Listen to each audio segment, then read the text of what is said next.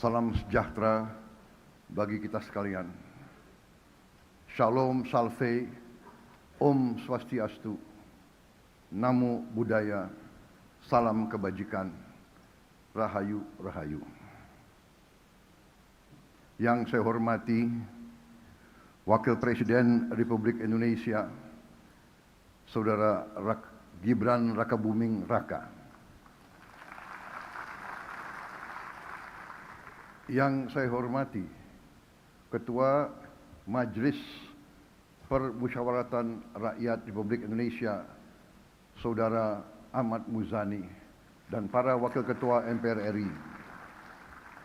Yang saya hormati Ketua Dewan Perwakilan Rakyat Republik Indonesia, Saudari Puan Maharani, dan para Wakil Ketua DPR RI.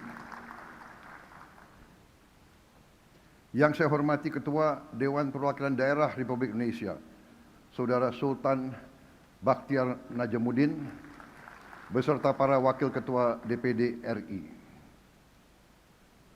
Yang saya hormati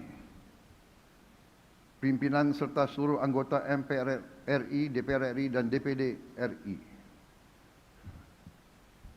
Para pimpinan lembaga tinggi negara yang hadir. Yang saya hormati para ketua umum partai politik yang hadir. Ketua umum PDI Perjuangan yang diwakili oleh Saudara Puan Maharani. Ketua umum Partai Golkar Saudara Bahlil Lahadalia. Ketua umum Partai Nasdem Saudara Surya Dharma-Paloh.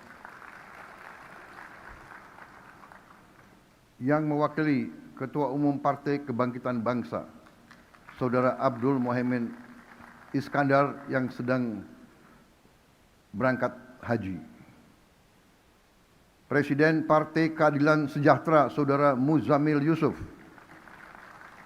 Ketua Umum Partai Amanat Nasional, Saudara Zulkifli Hasan. Ketua Umum Partai Demokrat, Saudara Agus Harimurti Yudhoyono. Yang saya hormati Ketua Badan Pemeriksa Keuangan, Ketua Mahkamah Agung, Ketua Mahkamah Konstitusi, Ketua Komisi Yudisial, Gubernur Bank Indonesia, dan pimpinan lembaga-lembaga tinggi negara lainnya. Saya hormati para Menteri, Panglima TNI, Kapolri, Jaksa Agung, serta seluruh anggota Kabinet Merah Putih yang hadir. Dan yang saya hormati perwakilan dari kelompok-kelompok masyarakat yang hadir. Dan yang saya muliakan saudara-saudara sebangsa dan setanah air yang saya cintai dimanapun engkau berada. Alhamdulillah Rabbil Alamin, puji syukur kita panjatkan kehadirat Allah Subhanahu wa Ta'ala. Atas rahmat dan hidayahnya kita dapat menjalankan tugas kenegaraan hari ini dalam suasana yang aman, tentram, dan damai. Pada kesempatan yang baik ini, saya ingin menyampaikan penghargaan saya setinggi-tingginya kepada pimpinan dan anggota MPR, DPR, dan DPD RI atas diselenggarakannya rapat paripurna DPR ini yang dihadiri anggota DPR dan DPD RI bertepatan dengan peringatan Hari Kebangkitan Nasional kita. Saya sengaja minta waktu untuk berdiri di hadapan saudara-saudara sekalian untuk menyampaikan langsung sendiri arah kebijakan ekonomi dan fiskal negara kita. Sebagai pembicaraan pendahuluan dalam penyusunan rancangan anggaran pendapatan dan belanja negara APBN tahun 2027. Pimpinan dan seluruh anggota Dewan yang saya muliakan.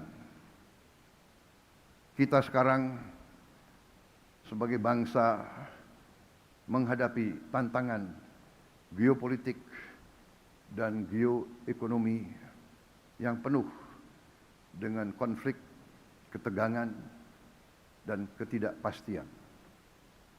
Peperangan terjadi di banyak tempat, bahkan di Eropa, di Timur Tengah, di kawasan yang walaupun jauh dari kita, tetapi ternyata memiliki dampak dan pengaruh yang sangat besar terhadap kehidupan kita. Oleh karena itu, karena kondisi yang kita hadapi seperti ini, saya berpendapat bahwa Presiden Republik Indonesia harus hadir langsung menyampaikan pokok-pokok pikiran perekonomian dan pengelolaan negara. Saudara-saudara sekalian, saya telah disumpah oleh saudara-saudara sekalian, di hadapan saudara-saudara sekalian, dan di hadapan rakyat. Tugas saya untuk menjalankan Undang-Undang Dasar Negara Republik Indonesia 1945, di mana saya bertanggung jawab untuk melindungi segenap tumpah darah Indonesia, bertanggung jawab untuk memajukan kesejahteraan, memajukan kecerdasan bangsa, untuk menjaga peran Indonesia dalam menjaga perdamaian dan ketertiban dunia. Dalam rangka itulah saya memandang bahwa anggaran pendapatan dan belanja negara bukan sekedar dokumen keuangan negara. APBN adalah wujud dari alat perjuangan kita sebagai bangsa. APBN adalah alat untuk melindungi rakyat, alat untuk memperkokoh dasar-dasar dan sendi-sendi ekonomi bangsa, alat untuk memastikan setiap warga negara dapat hidup lebih sejahtera, dan sebagai alat untuk menjadi pedoman perjalanan kita ke depan. Dengan kesadaran itu, APBN kita susun sebagai bentuk komitmen bersama untuk mewujudkan cita-cita mulia yang telah diamanatkan dalam Undang-Undang Dasar kita, Undang-Undang Dasar tahun 1945. Satu Undang-Undang Dasar yang lahir dari kancah perjuangan lama, perjuangan untuk meraih kemerdekaan yang berjalan ratusan tahun, yang telah meminta korban ribuan, puluhan ribu pendahulu-pendahulu kita, yaitu cita-cita mewujudkan suatu negara Indonesia yang merdeka, yang berdaulat, yang adil, yang makmur, yang berdiri di atas kaki kita sendiri. Saudara-saudara sekalian, sekarang izinkanlah saya menyampaikan angka-angka kunci dari kerangka ekonomi makro dan pokok-pokok kebijakan fiskal, atau bisa kita sebut KEM PPKF tahun 2027. Pertama, pendapatan negara dalam APBN 2027 kami targetkan mencapai kisaran 11,82 hingga 12,40% dari produk domestik bruto kita. Untuk mendukung berbagai program prioritas dan program-program vital kita, belanja negara direncanakan berada pada kisaran 13,62 hingga 14,80% dari PDB kita. Dari sisi pembiayaan, defisit kita di tahun 2027, defisit APBN akan kami jaga pada kisaran 1,80 hingga maksimal 2,40% PDB. Dan kita akan berjuang terus untuk menekan dan memperkecil defisit ini.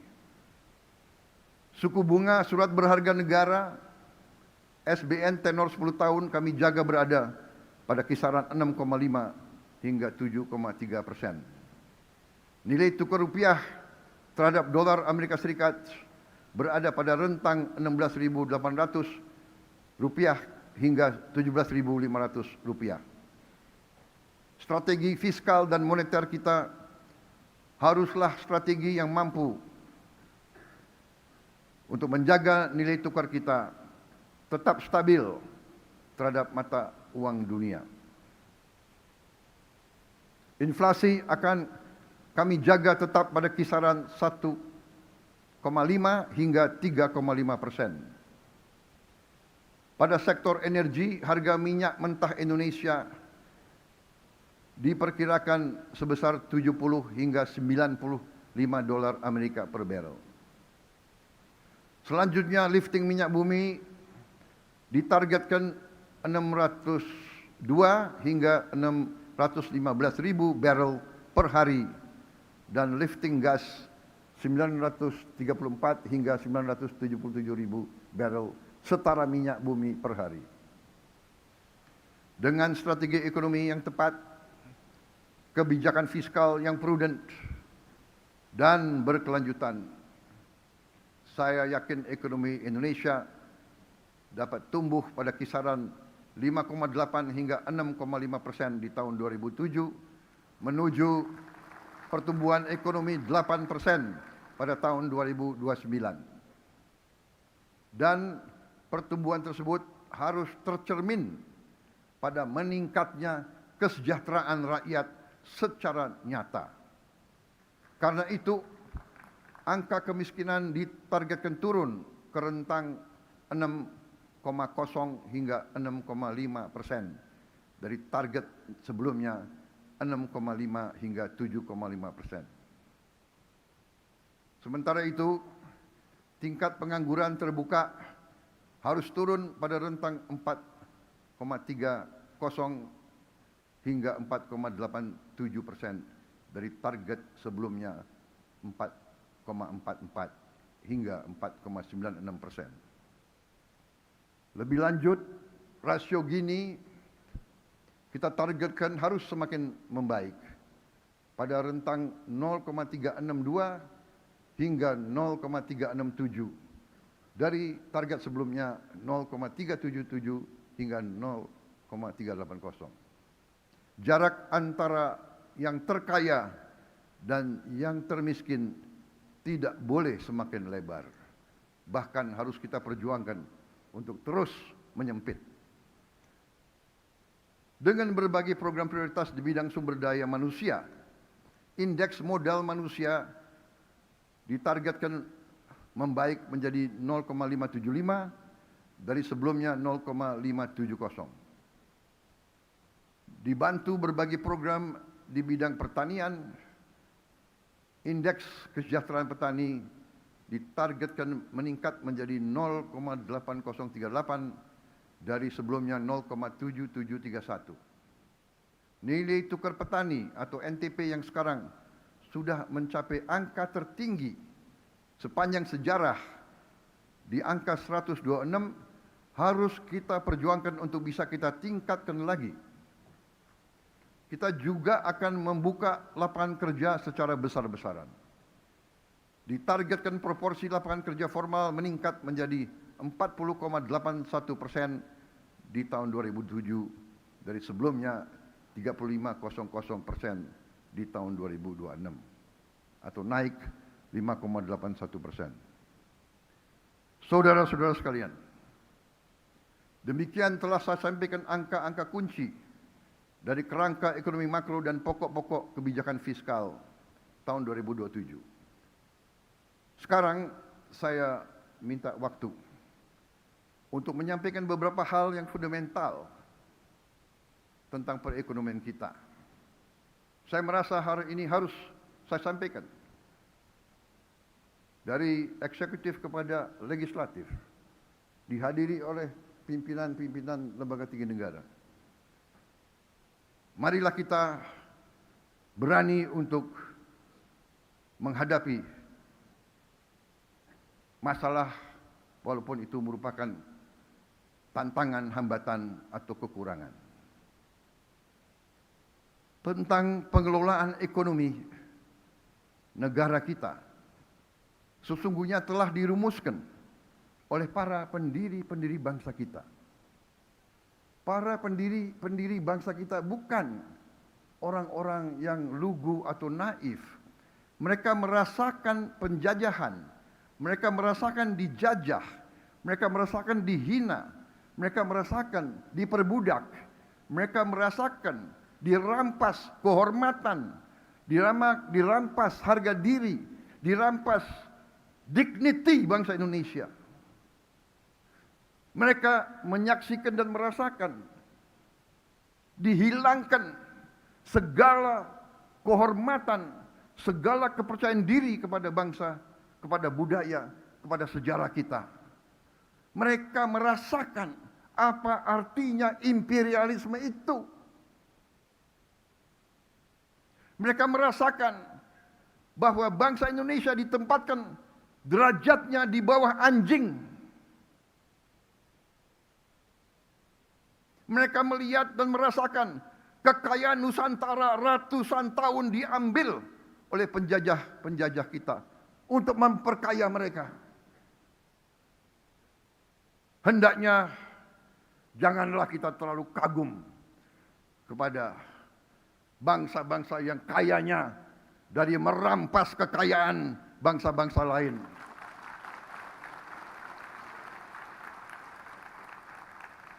Janganlah kita rendah diri. Janganlah kita selalu mengagumi apa yang mereka ajarkan kepada kita, padahal mereka sendiri tidak menjalankan apa yang mereka ajarkan kepada kita. Saya tidak mengajak kita untuk membenci siapapun.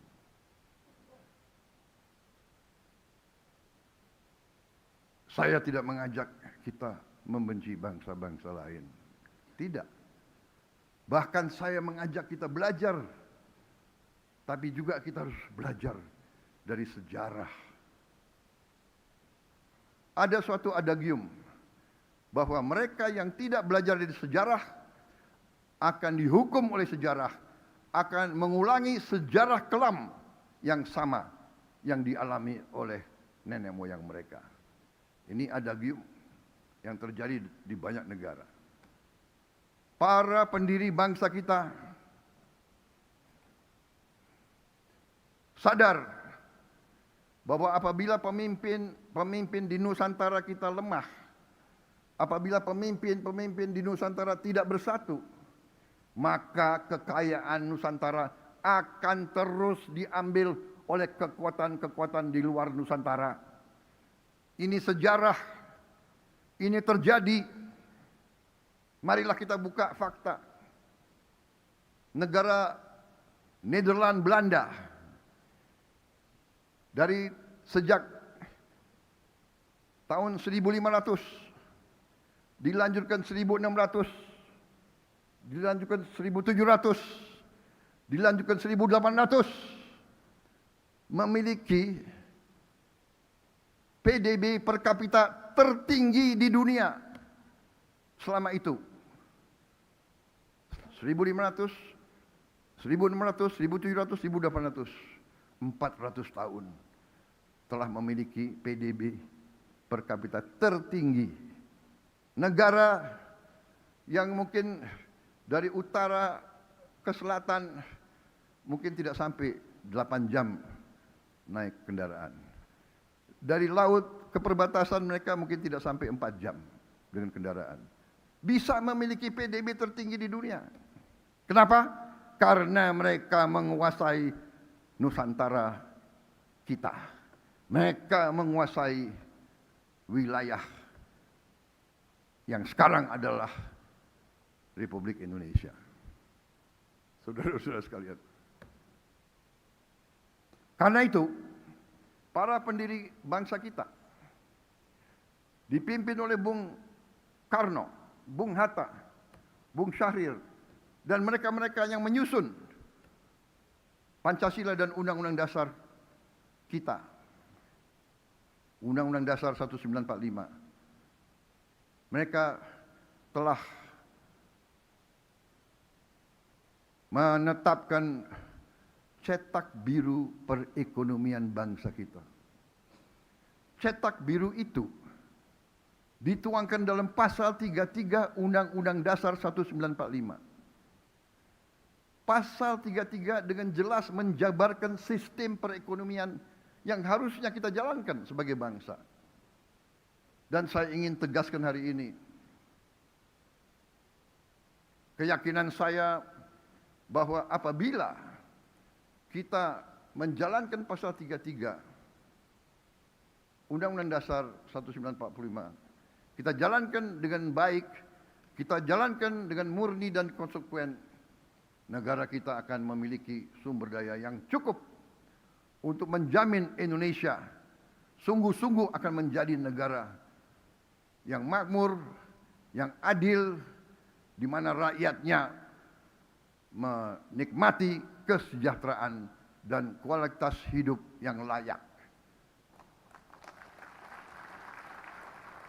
Rakyat kita tidak bermimpi untuk mengalami kehidupan yang kaya raya, tapi mereka bermimpi untuk bisa hidup dengan layak, dengan baik. Mereka bermimpi bisa makan dengan baik tiap hari, bisa memberi susu untuk anak-anaknya, bisa mencari obat bila mana anak mereka sakit atau bapak mereka sakit. Mereka bermimpi bisa punya rumah yang layak. Mereka bermimpi bisa melihat anaknya berangkat sekolah dengan sehat. Mereka bermimpi bahwa orang tuanya bisa dapat pekerjaan yang baik dengan pendapatan yang cukup. Itu adalah mimpi dan harapan rakyat kita. Saudara-saudara sekalian, setelah saya evaluasi, setelah saya melihat angka-angka, setelah saya melihat sungguh betapa besarnya kekayaan kita, saya semakin yakin bahwa menjalankan Undang-Undang Dasar 1945 ini haruslah menjadi tanggung jawab kita semua. Kita tentu ingin masa depan yang lebih baik untuk rakyat kita. Untuk itu, menurut pendapat pemerintah, dan saya yakin seluruh patriot Indonesia akan mendukung, bahwa bumi dan air dan semua kekayaan alam yang terkandung di dalamnya harus dinikmati oleh seluruh rakyat Indonesia.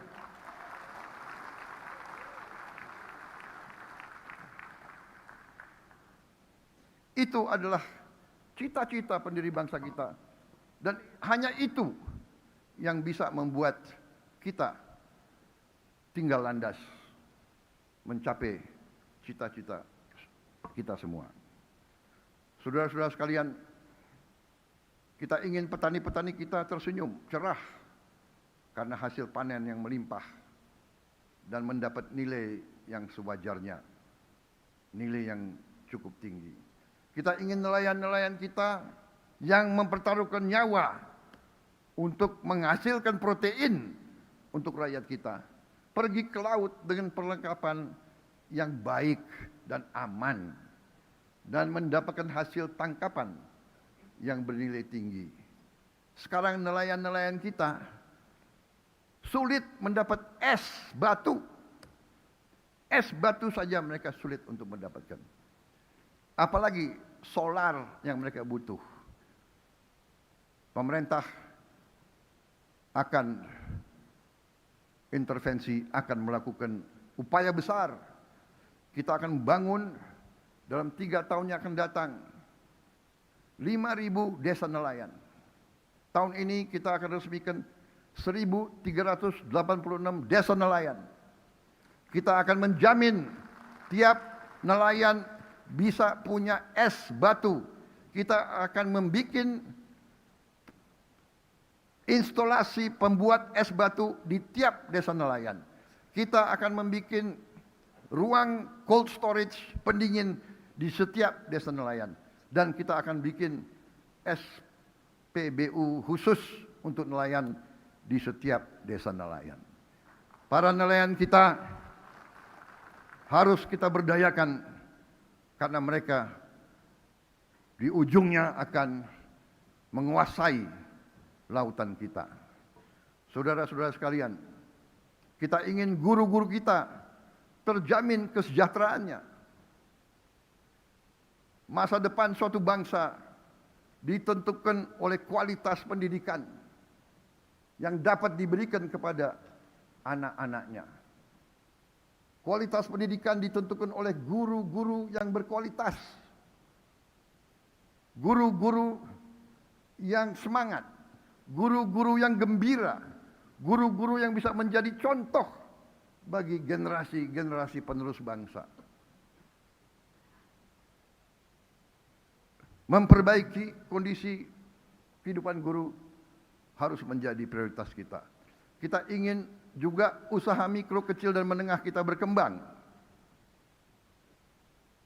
sehingga bisa mendapat penghasilan yang cukup baik untuk sebagian besar rakyat kita.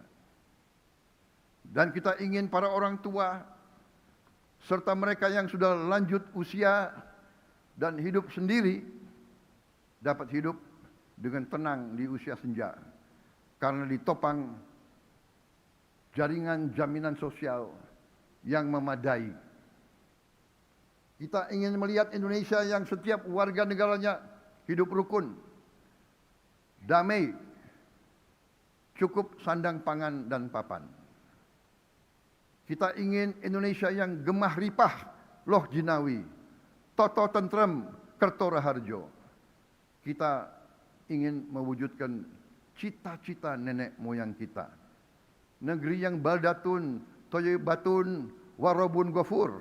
Negeri yang makmur, baik, dan selalu mendapat ampunan dan anugerah dari Allah Subhanahu wa taala, Tuhan Maha Besar, Tuhan Maha Kuasa.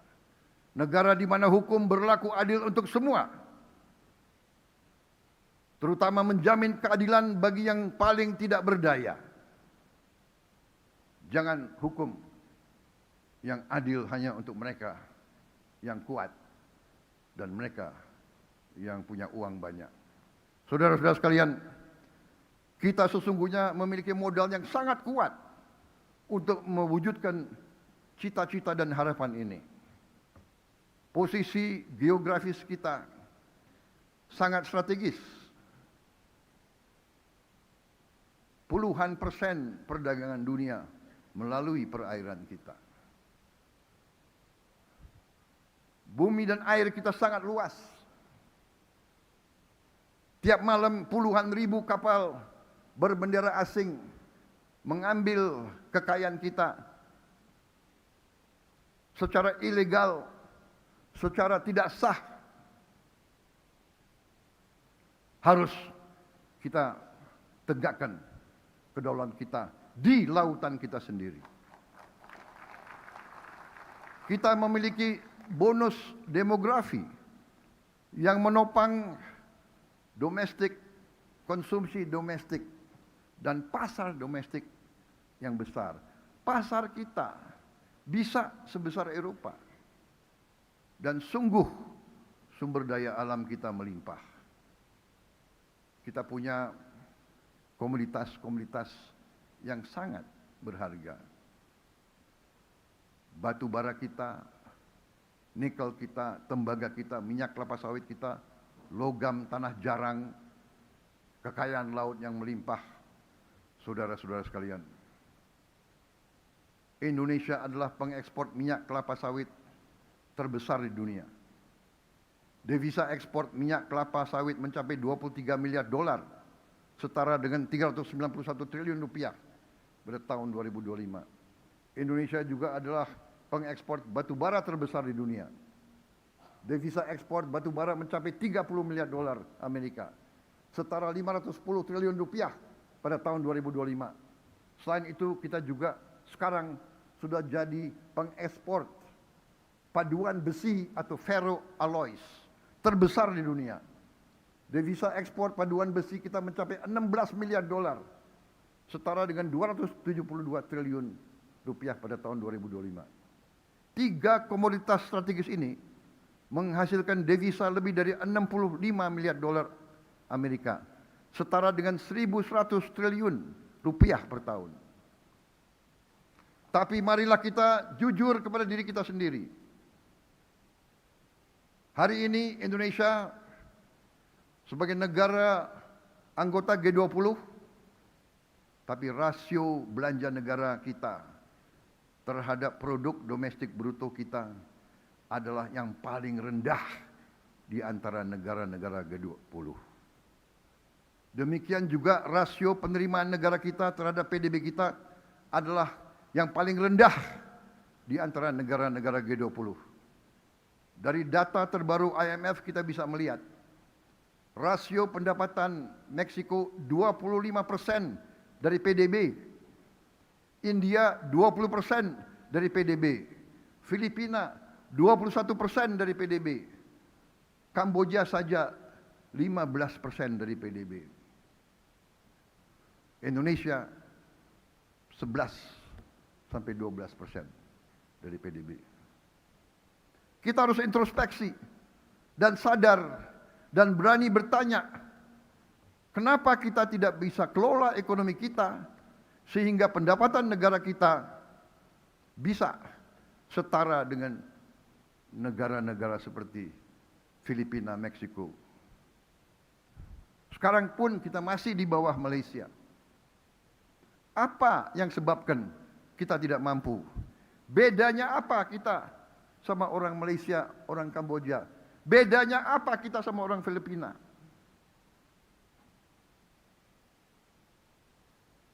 Saudara-saudara sekalian, pertumbuhan kita dalam 7 tahun terakhir memang baik. 5% tiap tahun. Selama 7 tahun, kali 5%, pertumbuhan kita 35%.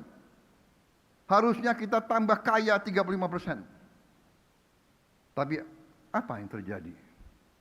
Sekali lagi, saya mengajak kita jujur kepada diri kita sendiri dan kepada rakyat kita. Ini mungkin menyakitkan bagi kita. Saya merasa setelah saya terima data-data ini, beberapa minggu setelah saya jadi presiden, saya merasa seolah saya dipukul di ulu hati saya.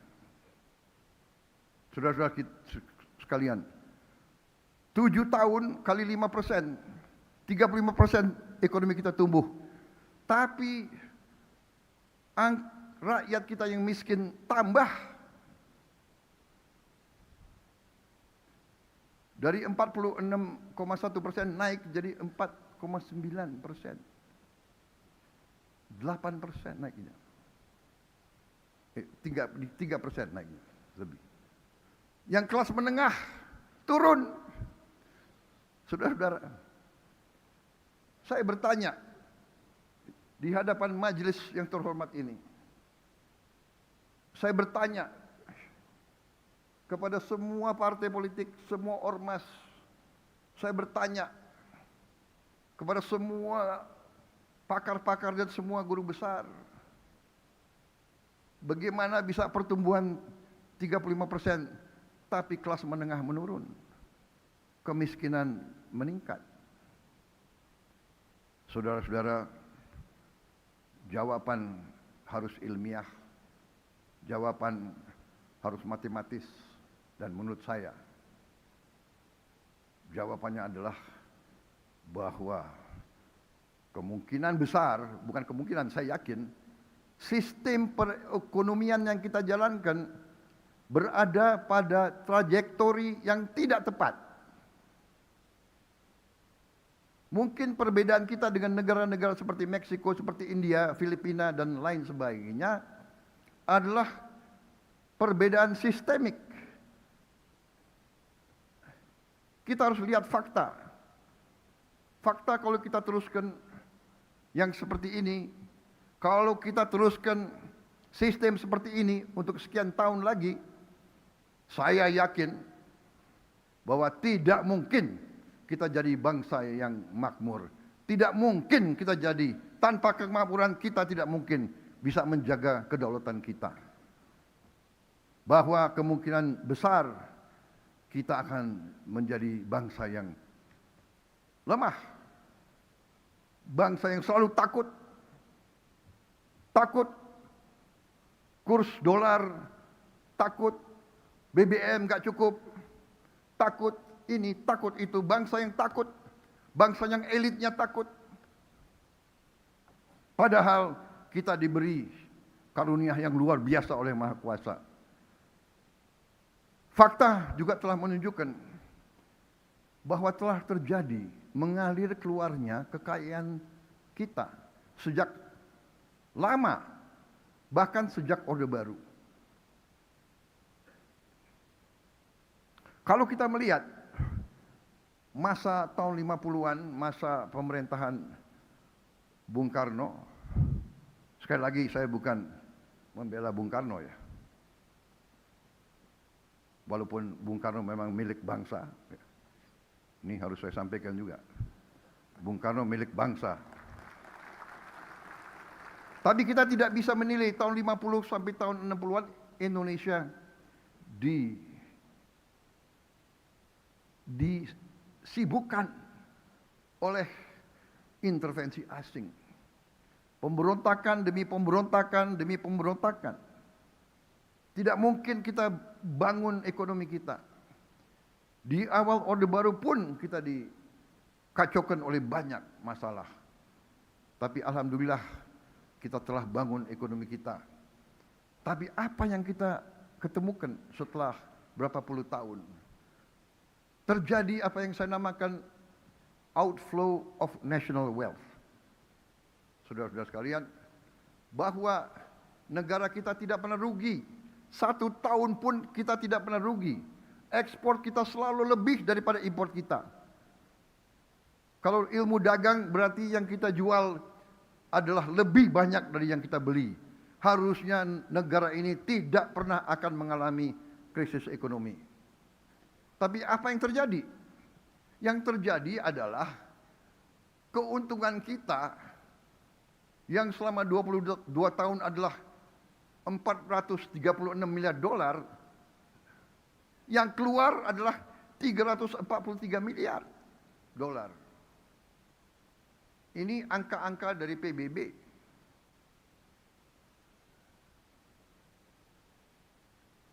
Berarti selama 22 tahun, kekayaan kita yang tinggal di Indonesia adalah 436 miliar dikurangi 343 miliar.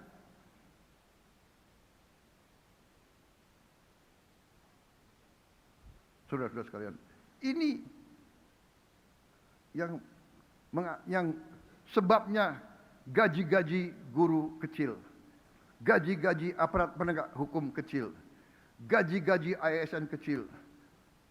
Ini yang selalu anggaran tidak cukup, anggaran tidak kuat, dan sebagainya.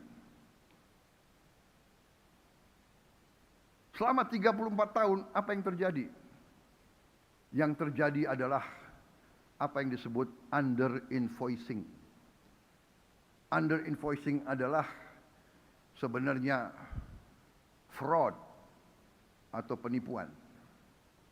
Yang mereka jual, yang dijual oleh pengusaha-pengusaha tidak dilaporkan yang sebenarnya. Banyak di antara mereka membuat perusahaan di luar negeri. Dia jual dari perusahaan dia di dalam negeri ke perusahaan dia di luar negeri yang harganya jauh di bawah harga yang sebenarnya. Ini yang terjadi. Sekali lagi, ini adalah data dari PBB.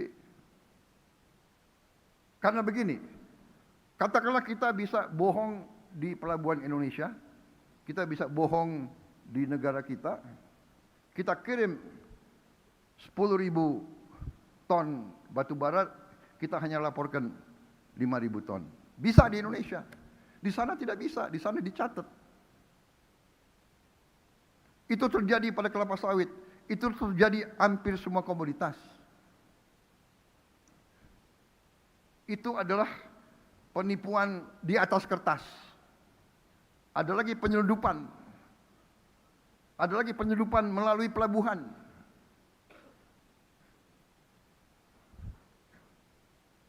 Kita harus berani mengatakan yang merah-merah, yang putih-putih. Kita harus berani mengatakan apa adanya. Kita harus perbaiki lembaga-lembaga pemerintah kita.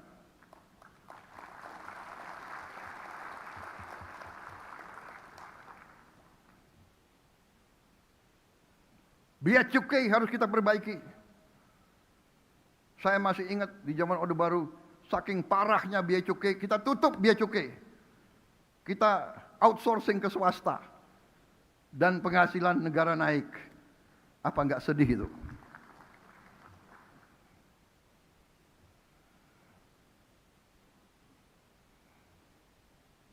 Ini perjuangan kita semua. Ya. Saya bukan mau jatuhkan moral siapapun. Tapi sudah saatnya kita bicara jujur kepada diri kita. Kita bicara jujur kepada rakyat kita.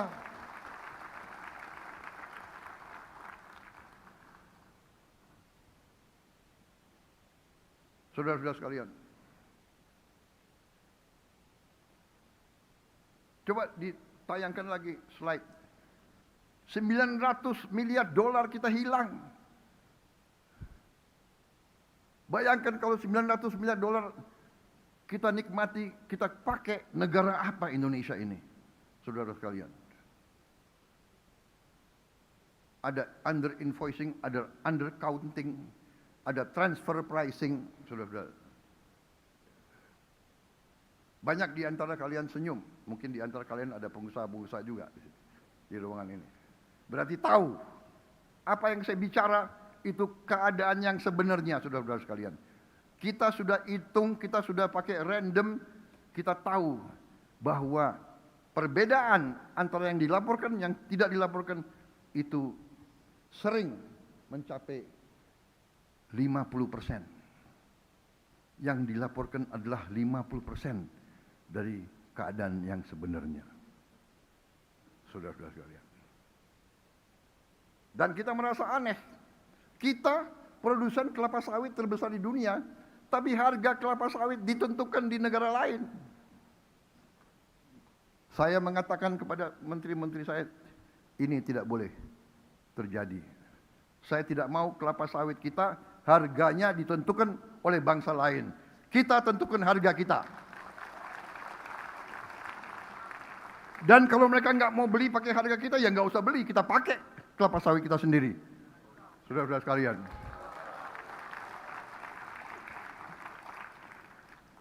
Kenapa? Nikel kita ditentukan harganya oleh negara lain. Tidak boleh. Saya instruksikan kabinet saya, rumuskan harga nikel, harga emas, harga semua tambang kita, harga semua komoditas harus ditentukan di negara kita sendiri. Dan kalau mereka nggak mau beli, ya nggak apa-apa. Biar aja itu di bawah tanah untuk cucu kita nanti. Daripada kita jual murah. Saudara-saudara sekalian, saya minta dukungan majelis ini. Marilah bersama-sama.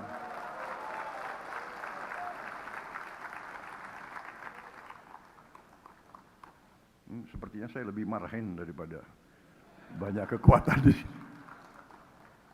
Saudara-saudara sekalian, karena generasi itu mengerti apa arti penjajahan. Saudara sekalian, di mimbar ini saya ingin ingatkan kembali bunyi dari pasal 33. Ayat pertama dari pasal 33. Perekonomian disusun sebagai usaha bersama berdasar atas azas kekeluargaan. Tidak ada kata-kata azas-azas lain. Azas kapitalisme neoliberal, azas konglomerasi, azas yang sekaya boleh sekaya-kayanya, yang miskin salahnya orang miskin. Itu bukan falsafah Pancasila. Ayat kedua, cabang-cabang produksi yang penting bagi negara dan yang menguasai hajat hidup orang banyak dikuasai oleh negara. Ayat ketiga, bumi dan air dan kekayaan alam yang terkandung di dalamnya dikuasai oleh negara dan dipergunakan untuk sebesar-besar kemakmuran rakyat. Ayat keempat, perekonomian nasional diselenggarakan berdasar atas demokrasi ekonomi. Artinya, kalau demokrasi ekonomi, rakyat banyak, rakyat semuanya harus menikmati ekonomi kita. Saudara-saudara, dengan prinsip kebersamaan, efisiensi, berkeadilan, berkelanjutan, berwawasan lingkungan, kemandirian, mandiri, berdiri di atas kaki kita sendiri, dan menjaga keseimbangan, kemajuan, dan kesatuan ekonomi nasional.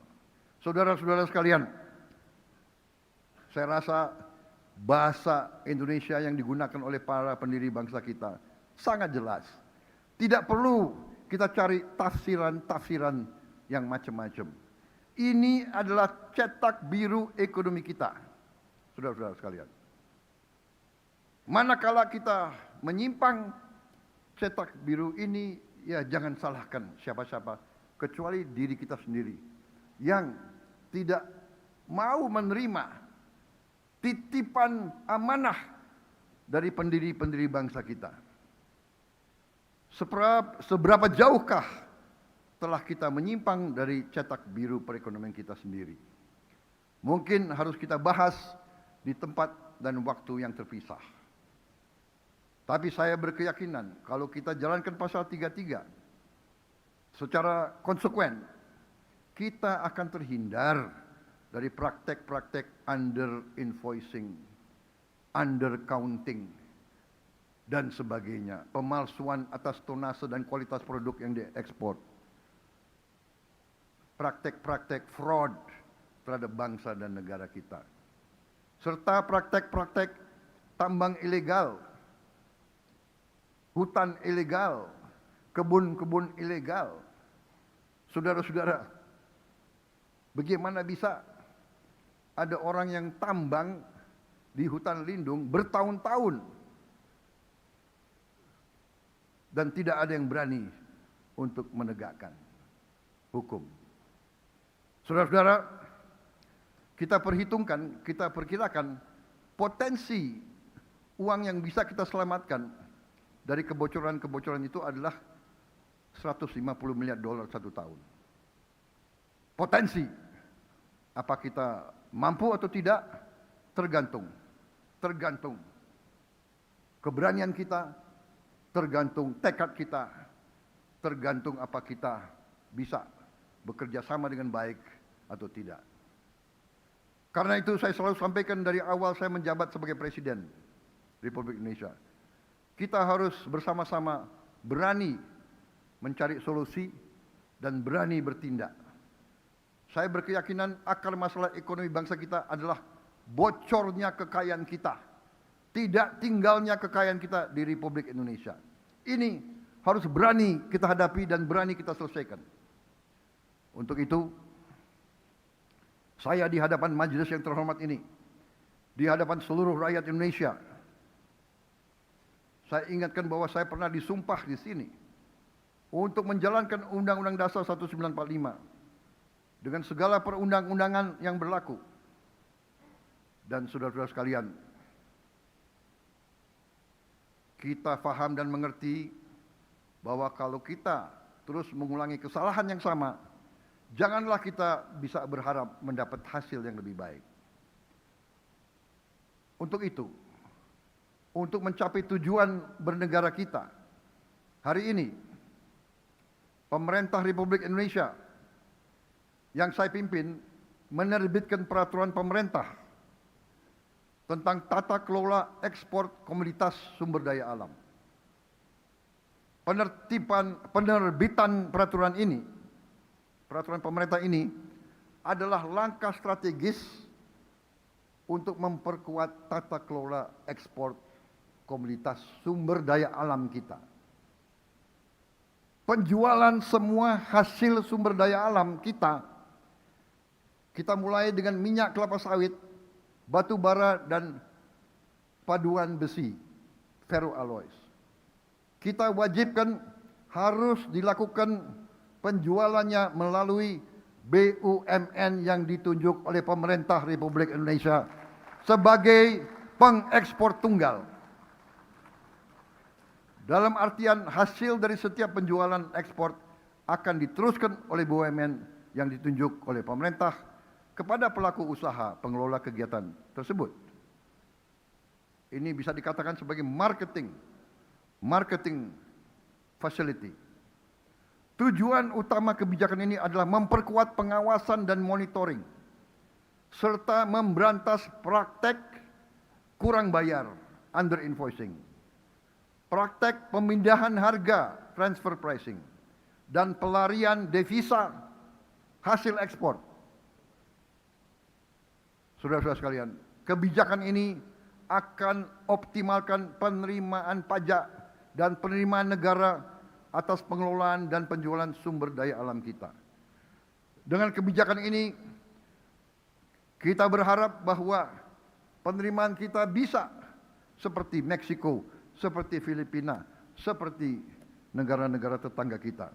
Kita tidak mau penerimaan kita paling rendah karena kita tidak berani mengelola milik kita sendiri, milik bangsa Indonesia sendiri. Saudara-saudara sekalian, sesungguhnya kita harus percaya bahwa semua sumber daya alam Indonesia adalah milik rakyat Indonesia, milik bangsa Indonesia. Karena itu negara berhak mengetahui secara rinci sumber daya alam kita yang dijual keluar Indonesia. Kita tidak mau dibohongi lagi. Kita mau tahu persis berapa kekayaan kita yang dijual.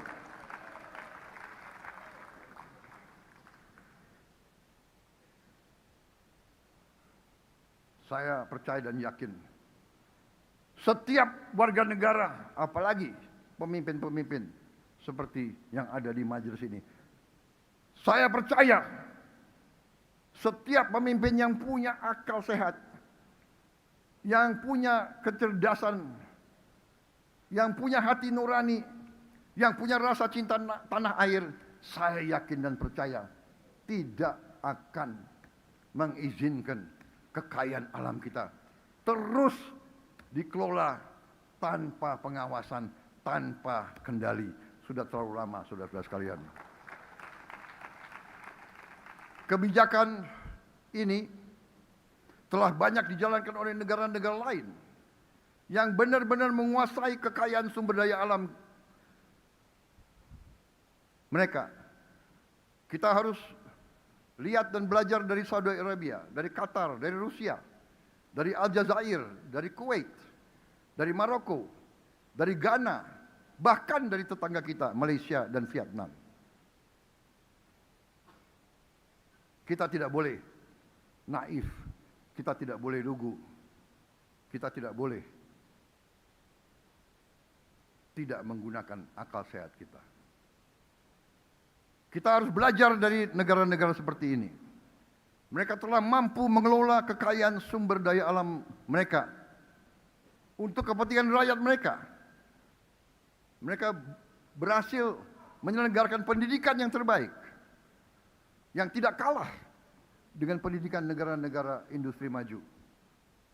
Mereka punya layanan kesehatan juga yang baik, infrastruktur yang modern, sovereign wealth fund kelas dunia.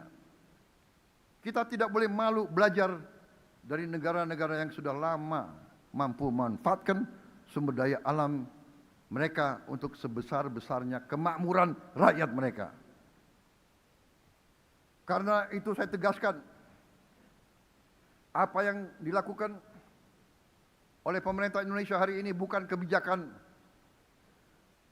yang aneh-aneh, bukan kebijakan luar biasa. Ini adalah praktek yang sudah dilakukan banyak negara Ini adalah kebijakan akal sehat. Sumber daya alam milik kita. Kita yang harus menentukan kemana sumber alam ini dijual. Kita harus menentukan berapa harga yang layak. Kita tidak mau selalu menjadi korban dan selalu harus terima perlakuan tidak adil terhadap bangsa kita. Cukup sudah saya katakan di sini. Indonesia sekarang berdiri di atas kaki kita sendiri. Sejalan dengan itu, pemerintah yang saya pimpin juga hari ini memperkuat kebijakan devisa hasil ekspor melalui peraturan pemerintah devisa hasil ekspor dari kegiatan pengusahaan, pengelolaan, dan pengolahan sumber daya alam. Kebijakan ini bertujuan untuk memastikan kontribusi pelaku usaha sektor sumber daya alam dapat dioptimalkan. Sekali lagi, guna sebesar-besar kemakmuran rakyat.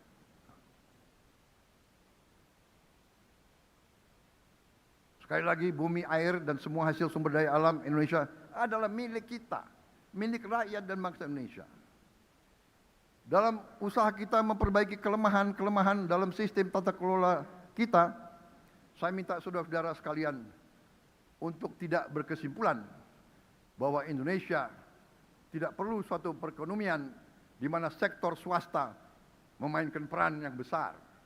Justru kita perlu sektor swasta. Kita perlu mendukung peran sektor swasta. Kita butuh sektor swasta yang dinamis. Kita perlu pengusaha-pengusaha yang penuh dengan inovasi, penuh dengan inisiatif, penuh dengan inovasi dan yang memiliki kemampuan manajerial yang baik dan handal.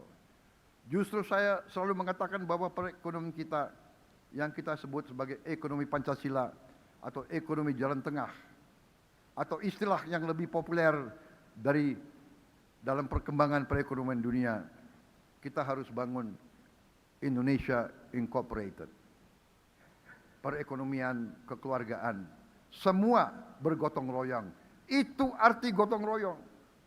Yang kuat, maju, menarik yang lemah. Yang lemah berhimpun, melaksanakan usaha bersama dalam bentuk-bentuk kooperasi. Tidak boleh yang kaya menang sendiri dan membiarkan yang lemah terlantar. Justru kita maksudkan bahwa ekonomi yang cocok untuk Indonesia adalah ekonomi jalan tengah. Ekonomi yang berani mengambil yang terbaik dari sosialisme dan yang terbaik dari kapitalisme. Kita butuh peran negara. Kita butuh perlindungan negara. Kita butuh pengawasan dan kita butuh keberpihakan dari negara untuk menjamin keadilan dan pemerataan. Tapi kita juga perlu yang terbaik dari mekanisme pasar. Kita butuh yang terbaik dari ekonomi pasar bebas. Yang saya sebut tadi, inisiatif, inovasi, persaingan, keberanian mengambil risiko, manajerial yang baik. Kita harus menumbuhkan golongan pengusaha yang baru, yang muda-muda. Untuk itu, pemerintah ingin membuka pendidikan kewirausahaan, pendidikan entrepreneurship. Kita ingin anak-anak muda, jangan semua minta jadi ASN, jangan semua minta jadi pemerintah, tapi harus berani untuk bersaing dengan dunia usaha lain. Dan kita harus bantu. Kita punya anak-anak muda yang hebat-hebat. Kita punya banyak ribuan anak-anak yang hebat-hebat. Ini yang sedang kita godok bersama untuk kita beri. Tidak hanya pendidikan entrepreneurship. Begitu dia selesai, kita juga harus memberi kredit startup. Kita harus dorong mereka, memberi kesempatan mereka untuk tumbuh jadi pengusaha-pengusaha yang kuat, pengusaha-pengusaha yang baru. Demokrasi ekonomi artinya Janganlah yang itu-itu saja. Ya, saya minta bank-bank himbara, cobalah menjadi bank yang patriotik. Ya, jangan dia lagi, ya kan? Yang dikasih kredit orang yang sudah kaya. Kalau dia sudah lama terima kredit dari pemerintah, ya sudah berjuang dong. Masa terus-menerus dikasih kepada mereka? Ya. Kemudian orang miskin, orang kaya disuruh bayar bunga lebih tinggi daripada pengusaha besar. Ini saya kira sudah di luar akal sehat. Saya perintahkan bank-bank pemerintah robah, turunkan bunga-bunga untuk rakyat miskin, saudara-saudara sekalian.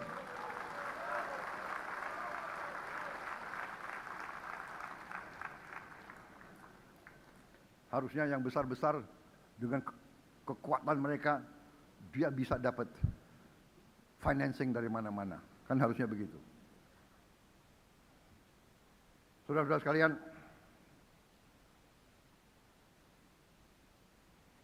tapi sebaliknya, kita tidak boleh merasa bahwa negara akan berbuat semuanya. Kita tidak ingin, kita ingin justru menumbuhkan peran swasta yang lebih besar. Tapi besar, tapi benar. Jangan besar tidak benar. Kita juga harus mengakui prestasi banyak perusahaan-perusahaan kita yang bisa bersaing di tingkat global. Bagaimanapun perusahaan seperti Indofood sudah dipasarkan di seluruh dunia. Kalau saya ke Eropa, banyak orang Eropa nyarinya Indomie. Bahkan banyak negara Afrika menganggap itu produk mereka. Juga perusahaan seperti Mayora berhasil memasarkan Kopiko di lebih dari 100 negara. Karena mereka memiliki brand ambassador. Presidennya juga mendorong minum kopi di mana-mana.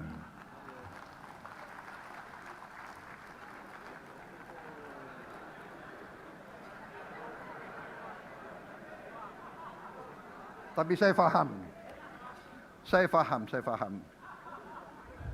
Panitia penyelenggara DPR tahu kalau ada.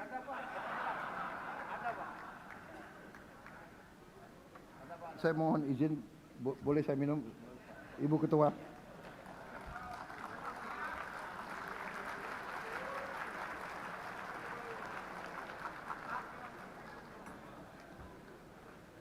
Kopiko sedang. Presidennya peminum kopi.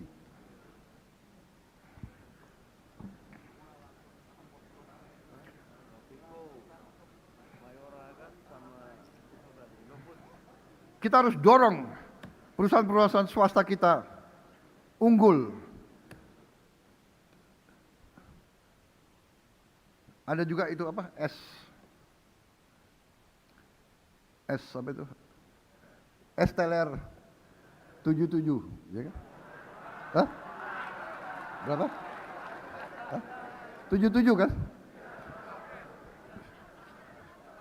Kalau orang Gerindra nggak mau bikin saingannya. Teler 88.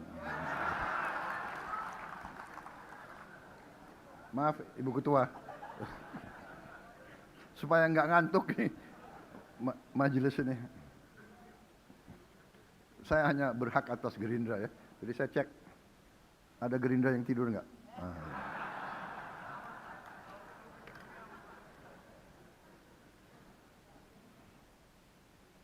Saudara-saudara sekalian, justru pemerintah harus perbaiki semua institusi kita supaya ada iklim usaha yang baik. Jangan pengusaha diperas terus. Jangan pengusaha diganggu. Kalau Malaysia bisa bikin izin dalam 2 minggu, kenapa kita izinnya 2 tahun? Memalukan. Dan kita jangan banyak inisiatif. Sudah perintah presiden, perintah menteri, di bawah bikin lagi dia. Diolah lagi.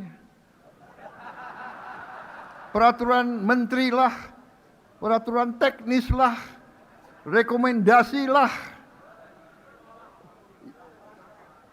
Akal-akalnya itu, saya ingatkan ya, semua menteri tertibkan birokrasimu ke bawah.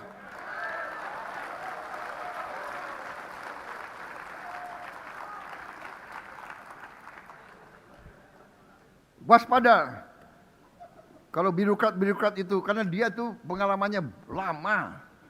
Kok masuk keluar kan tiap 5 tahun, iya kan? Itu kalau nggak di reshuffle. Bener nggak? Mereka tuh lama. Nah, ciri khas birokrat yang dia akan minta tanda tangan pada waktu jam 17.30 sore. Kamu sudah capek. Kamu sudah capek, dia datang minta tanda tangan. Bener? Bener. Ini banyak dari Golkar yang senyum, berarti pengalamannya banyak gitu. Golkar banyak pengalaman ini soal ini. Karena saya mantan Golkar juga itu. Itu banyak mantan ketua umum Golkar di situ. Bahlil, Hartarto, mana Erlangga itu. Nah, ini. Mereka paling pengalaman itu. Minta tanda tangan, sore kita sudah penat, capek. Lihatnya, ini hati-hati tuh. Saudara-saudara sekalian, pengusaha dan pemerintah harus kerjasama. Saya ingatkan buruh, jangan kau minta aja terus, ya kan? Pengusaha juga kerja keras, pusing juga mereka. Harus bayar kredit ke bank, ya. Tapi pemerintah ingin bekerja sama. Kita banyak memberi perlindungan sosial supaya beban pengusaha juga tidak terlalu berat. Dan kita terbuka. Kalau ada pengusaha-pengusaha yang sulit, lapor kepada kita. Kalau dia minta penurunan tarif, ya kita bantu untuk sementara. Jangan terus-menerus minta penurunan tarif pajak, iya kan? Kita mengerti, krisis dunia kita mengerti. Kita akan bantu, ya. Saudara-saudara sekalian,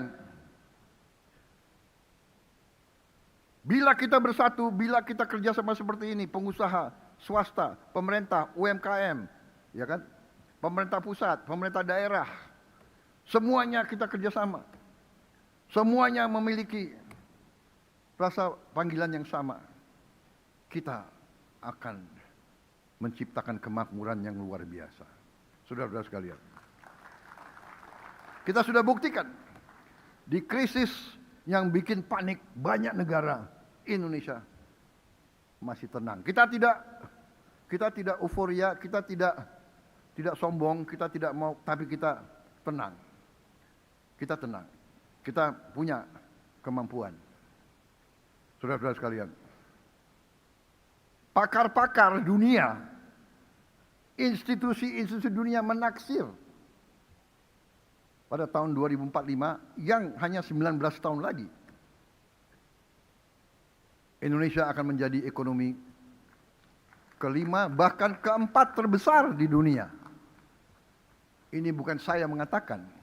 Saya sendiri tidak pernah bermimpi, berharap. Ya. Kita hanya ingin hidup layak.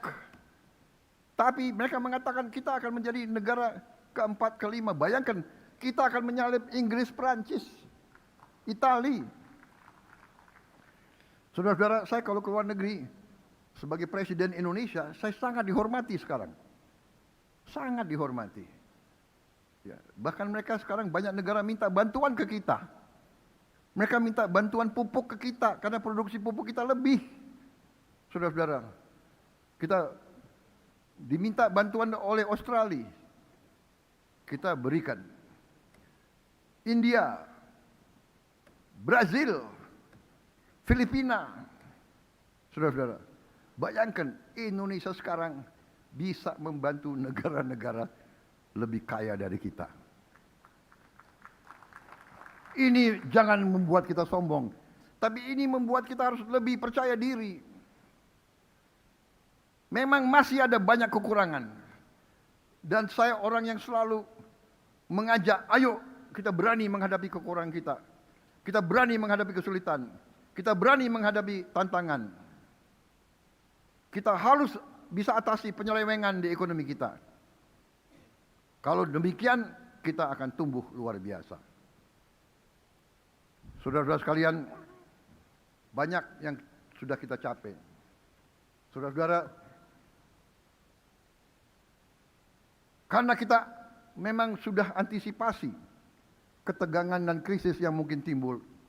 Karena kita telah diberi warning dengan COVID, kita baru mengerti dan sadar. Begitu ada krisis dunia, negara-negara pengekspor pangan akan tutup. Waktu berapa tahun yang lalu Rusia mengalami kebakaran hutan yang besar, mereka tutup ekspor gandum. Harga pangan naik semua. Tidak hanya gandum, beras, jagung, gula naik semua. Begitu perang Ukraina naik lagi. COVID naik lagi. Jadi kita sudah antisipasi. Karena itu saya canangkan program utama saya adalah mengamankan pangan Indonesia. Kita harus swasembada pangan. Dan alhamdulillah saya dibantu oleh tim pertanian saya yang luar biasa. Saya beri target 4 tahun, mereka hasilkan swasembada dalam 1 tahun. Saudara-saudara sekalian. Produksi kita tertinggi selama sejarah Republik Indonesia. Cadangan yang ada di gudang-gudang kita, di gudang pemerintah, cadangannya tidak cukup. Kita harus sewa gudang-gudang lain. Kita sekarang punya cadangan sudah lebih dari 5,3 juta ton beras cadangan. Cadangan beras Desember 2025 3,25. Sekarang 10 Mei cadangan beras yang kita kuasai 5,3 juta ton. Saudara-saudara sekalian. Kita juga sudah amankan produksi pupuk kita. Untuk pertama kali dalam sejarah Republik Indonesia, harga pupuk kita turunkan 20%, saudara-saudara sekalian. Petani-petani kita sekarang bisa menikmati pupuk dengan jumlah yang cukup. Yang sekarang kita harus jaga adalah jangan sampai pupuk subsidi diselewengkan atau diselundupkan ke tempat lain. Ini harus kita jaga bersama. Saudara-saudara sekalian, masalah makan bergizi gratis. Makan bergizi gratis sekarang sudah dinikmati oleh 62,4 juta penerima setiap hari. Angka ini termasuk 6,3 juta balita, 2 juta ibu menyusui, dan 868.000 ibu hamil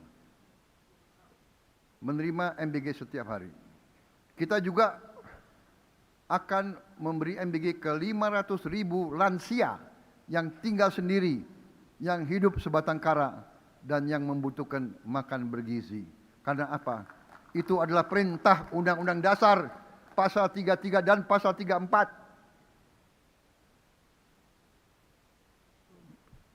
Bahwa kaum miskin harus diurus oleh negara. Saudara-saudara sekalian, kita mengakui bahwa dalam pengelolaan MBG masih banyak kekurangan. Kita sudah tutup lebih dari 3.000 dapur. Saya sudah minta para pejabat dan saya persilakan anggota DPR, bupati, di mana-mana silakan periksa semua dapur. Kalau ada yang tidak sesuai, laporkan segera. Akan segera kita tindak. Saudara-saudara, kita tidak akan mengizinkan masalah yang begini penting untuk diurus secara tidak benar. Saudara sekalian, setelah bertahun-tahun kita bercita-cita memiliki dana kedaulatan.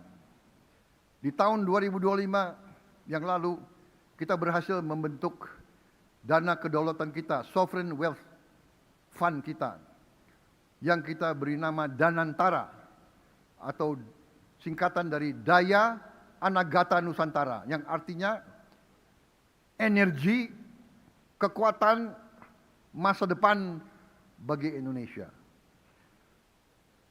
Dan antara ini sekarang memiliki memanage lebih dari 1.000 miliar dolar kekayaan. Dan kita menemukan terus kekayaan-kekayaan negara yang saya nggak mengerti. Mungkin disembunyikan atau diapakan oleh birokrat-birokrat itu. Kita terus menemukan tanah milik negara, aset milik negara, gedung milik negara, yang nilainya tidak sedikit. Tidak sedikit.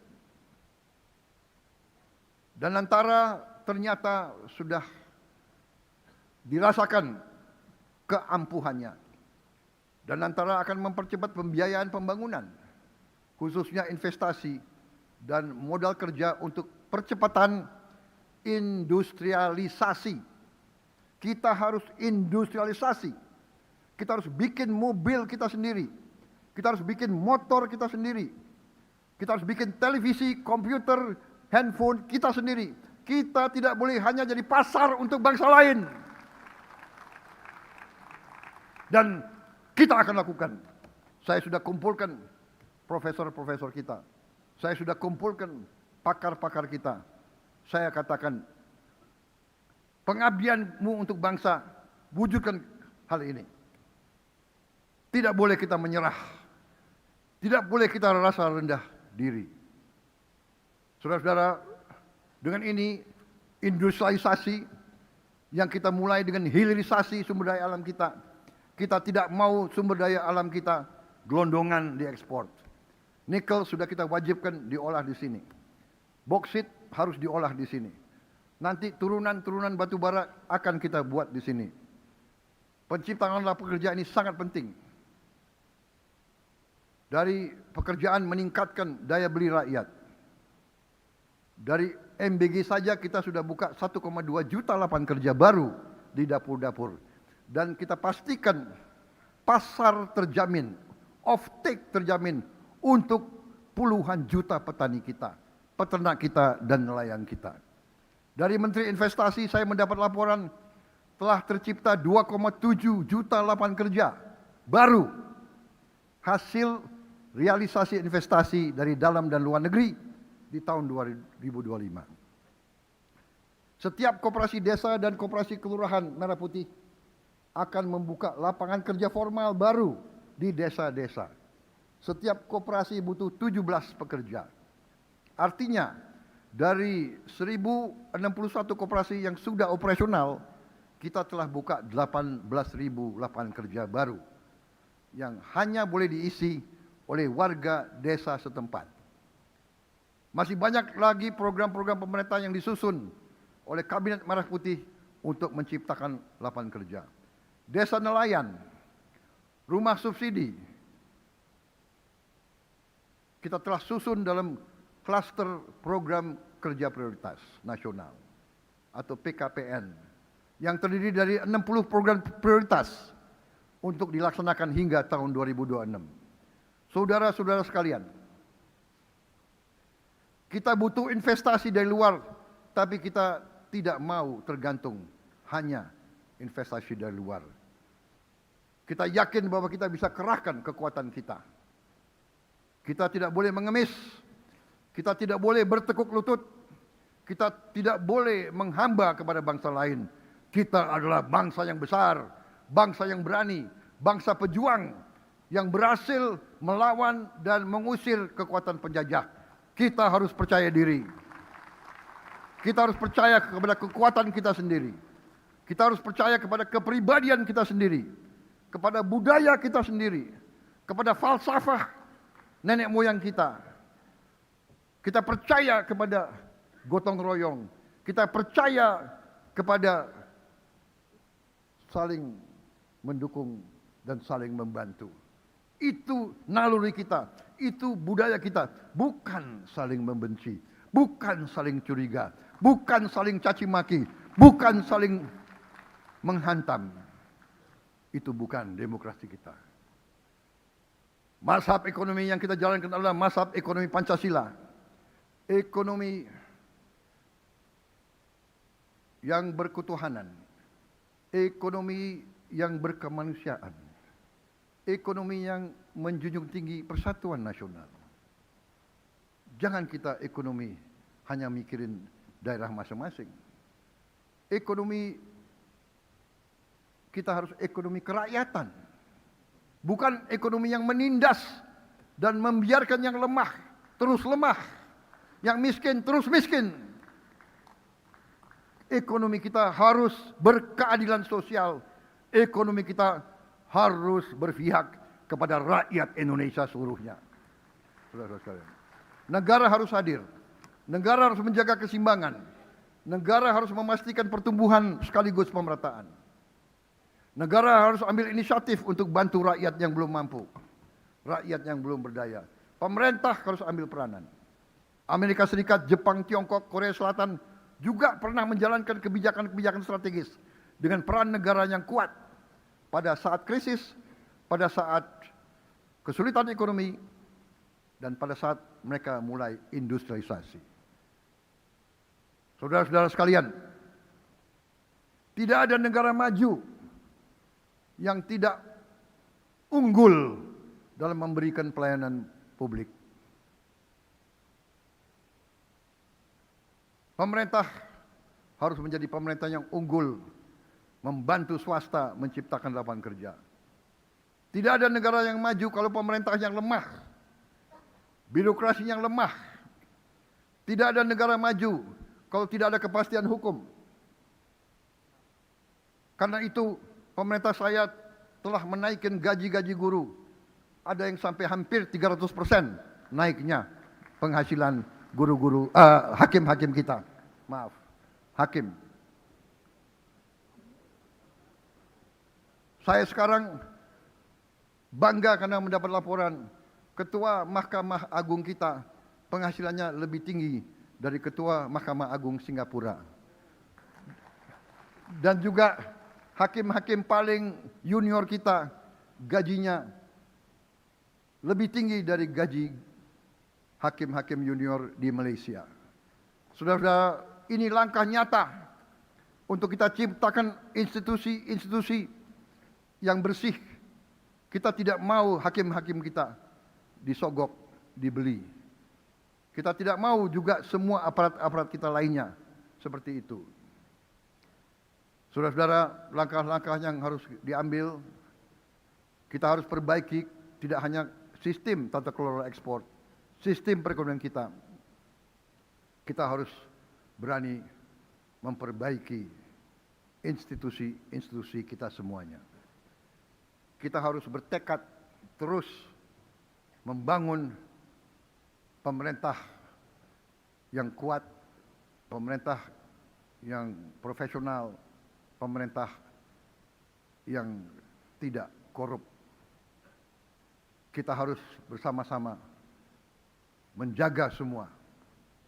Para pengusaha mengeluh, mereka mengalami pungli-pungli yang terlalu banyak. Saya ingatkan semua kepala badan, menteri-menteri dan pemimpin-pemimpin lembaga-lembaga pemerintah untuk segera mengambil inisiatif membersihkan birokrasi yang masing-masing. Jangan ragu-ragu. Yang melanggar tindak. Sekali lagi, semua institusi pemerintah harus bekerja dengan baik. Kita harus menghilangkan korupsi, penyalahgunaan wewenang, dan praktek-praktek yang menghambat perjalanan ekonomi kita. Saya ingatkan kembali, untuk kesekian kali, biaya cukai kita harus diperbaiki. Menteri Keuangan, kalau pimpinan biaya cukai tidak mampu, segera diganti.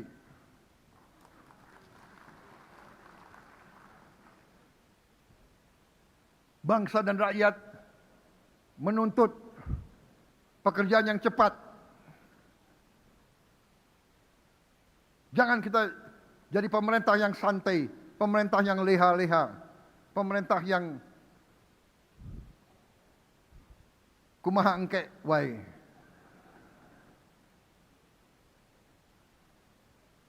Kita harus jadi pemerintah yang didorong oleh engke kumaha, bukan kumaha engke.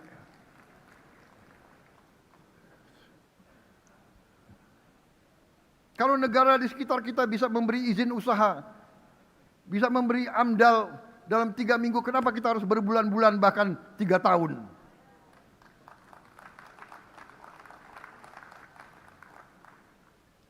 Tidak ada orang yang tidak bisa diganti. Rakyat menuntut pemerintah yang benar dan baik.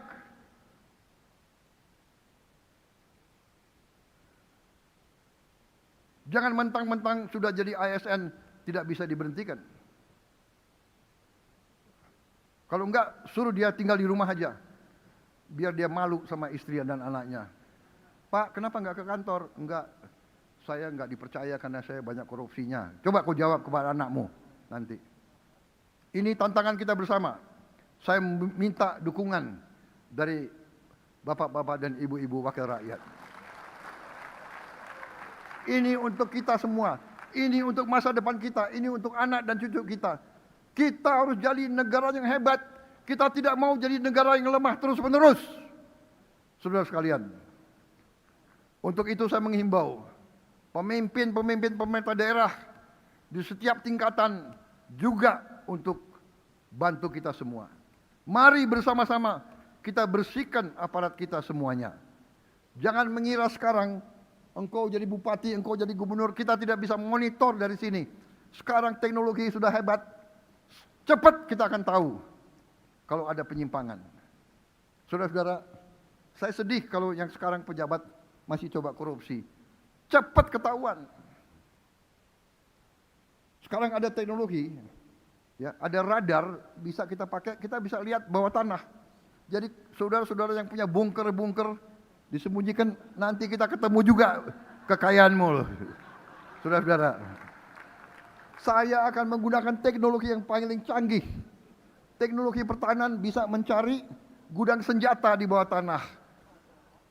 Radar sekarang bisa mencari, ranjau bisa mencari. Kita akan pakai untuk mencari bunker-bunker di sekitar kau.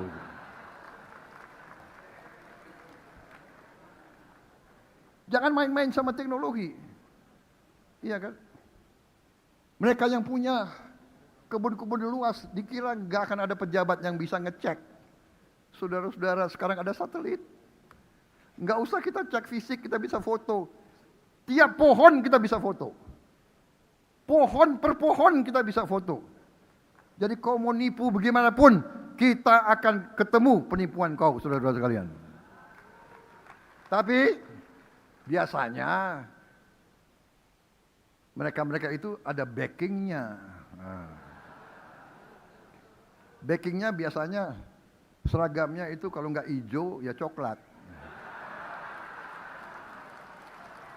Betul? Saya ini sebagai senior, saya sebagai alumni, saya nggak ragu-ragu. Jangan mencemarkan TNI dan Polri, saudara-saudara sekalian. TNI dan Polri adalah tentara dan polisi milik rakyat, harus berjuang untuk rakyat. Rakyat kita sudah tidak bodoh lagi. Rakyat kita sudah punya gadget semua. Saudara-saudara, kalau ada kelakuan aparat yang nggak beres, saya minta rakyat video, langsung video. Jangan kau ngelawan, jangan dilawan. Video aja. Lapor langsung ke saya, saudara-saudara sekalian. Ya.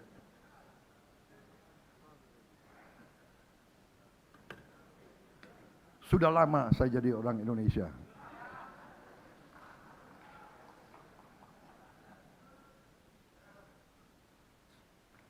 Saudara-saudara sekalian, saya yakin sebagian ASN kita baik, sebagian besar baik, yang tidak baik sedikit. Tapi nenek moyang kita sudah ingatkan, nila setitik merusak susu sebelanga. Yang sedikit itu yang harus kita tindak. Yang namanya deep state. Deep state itu merasa dia kebal karena pemimpin politik gonta-ganti kan. Oh, dia nanti kalah pemilu, ya kan? Dia out. Menteri saya bilang 5 tahun maksimal, ya kan? Nggak beres 2 tahun udah diganti. Dia nongkrong terus, nunggu pemimpin capek langsung minta tanda tangan. Saudara-saudara sekalian, pimpinan dan para anggota dewan yang saya muliakan, dengan dukungan dari dewan yang terhormat ini, pemerintah yang saya pimpin bertekad untuk kembali di mimbar ini bulan Agustus yang akan datang untuk menyampaikan laporan tentang kemajuan-kemajuan yang telah berhasil menjelang kemerdekaan negara kita yang ke-81 tahun. Saudara-saudara sekalian, sudah banyak yang kita capai. Koperasi Merah Putih sudah 1061 yang operasional. Target kita di bulan Agustus, kita akan operasionalkan minimal 20.000 koperasi. Dan di akhir tahun harus di atas 60.000. Koperasi ini adalah rantai pasok pertama di Republik kita yang bisa dikuasai oleh pemerintah. Koperasi ini akan mempermudah logistik, akan menjadi motor pertumbuhan dan kesejahteraan di tingkat yang paling bawah, akan mengakibatkan ratusan triliun berputar di desa, kecamatan, dan kabupaten, akan membalikkan arus keluar dari luar negeri menjadi berputar di desa, kecamatan, kabupaten. Untuk mengatasi krisis energi, kita sedang mempercepat produksi solar dari minyak kelapa sawit. Kita juga sedang mengkaji produksi bensin dari minyak kelapa sawit. Kita juga akan produksi solar dan gas dari batu bara. Kita juga bisa produksi energi untuk masak dengan sangat murah, dengan limbah-limbah dan batang-batang jagung. Produksi listrik dari tenaga surya akan kita percepat. Kita sudah canangkan akan membangun 100 gigawatt dari tenaga surya dari dalam 3 tahun ini. Kita padukan ini dengan konversi motor dan mobil, dari motor dan mobil BBM ke motor listrik. Insya Allah kita akan hilangkan ketergantungan kita kepada import BBM dan kita akan menghemat devisa kita yang sangat berharga. Saudara-saudara sekalian, terima kasih atas waktu yang diberikan kepada saya. Terima kasih atas kehormatan yang diberikan kepada saya. Sekali lagi, terima kasih atas kerjasama kita. Memang tidak semua partai di sini bagian dari pemerintah. Dan saya hormati dan saya hargai itu. Demokrasi kita perlu check and balances. Saya paham dan saya mengerti bahwa PDIP berkorban untuk berada di luar pemerintah. Saya mengerti itu. Sebenarnya saya ingin ucapkan terima kasih kepada PDIP.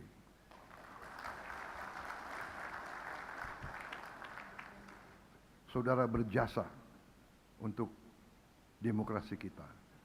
Memang maunya saya itu gotong royong. Kalau semua partai di pemerintah, alangkah manisnya. Alangkah manisnya untuk saya. Tapi mungkin tidak baik. Setiap pemimpin harus mau dikritik. Setiap eksekutif harus diawasi. Terima kasih atas pengawasan saudara. Kadang-kadang saya malam-malam sebelum tidur pilu hati saya. Ini anggota PDIP ini kadang-kadang kritiknya keras banget itu. Tapi saya sadar lama-lama sebetulnya mungkin ada dasarnya, ya kan? Ada pepatah yang mengatakan kalau orang mengingatkan kita, walaupun kita tidak suka dikasih peringatan, tapi sebenarnya dia menyelamatkan kita, saudara-saudara sekalian.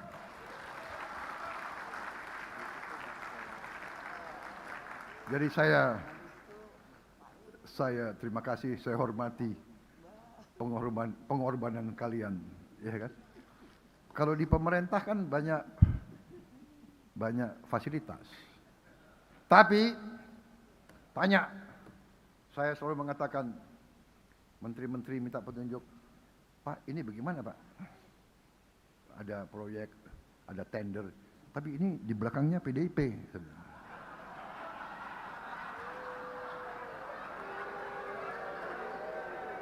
Benar? Ayo menteri-menteri, benar kan? Tapi apa jawaban saya? Apa jawaban saya? Tidak ada masalah. Kalau dia menang aja. Jangan kita lihat latar belakangnya. Benar? Saudara-saudara.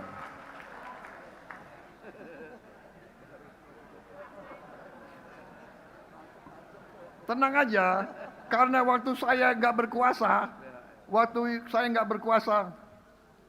Ibu Mega juga bantu saya di bidang ekonomi. Enggak, saya mau terbuka, saya nggak berkuasa waktu itu. Alias lontang-lantung lah. Ibu Megawati Soekarno Putri intervensi mengatakan kalau memang Prabowo yang menang tender itu jangan diganggu, diteruskan. Saya sekarang mengikuti contoh beliau. Saya sekarang presiden, tidak boleh kita lihat latar belakang politik. Kalau dia benar, dia menang dengan benar, harus kita berikan. Saudara-saudara. Semoga Allah Subhanahu wa taala senantiasa memberi bimbingan dan perlindungannya kepada kita semua dalam melaksanakan tugas suci dan amanah, menjalankan amanah dari seluruh rakyat Indonesia. Amin ya rabbal alamin. Terima kasih. Wassalamualaikum warahmatullahi wabarakatuh. Salam, shalom, salve, Om Santi Santi Santi Om. Selamat Hari Kebangkitan Nasional. Mari kita lanjutkan perjuangan bapak-bapak pendiri bangsa kita. Merdeka! Terima kasih.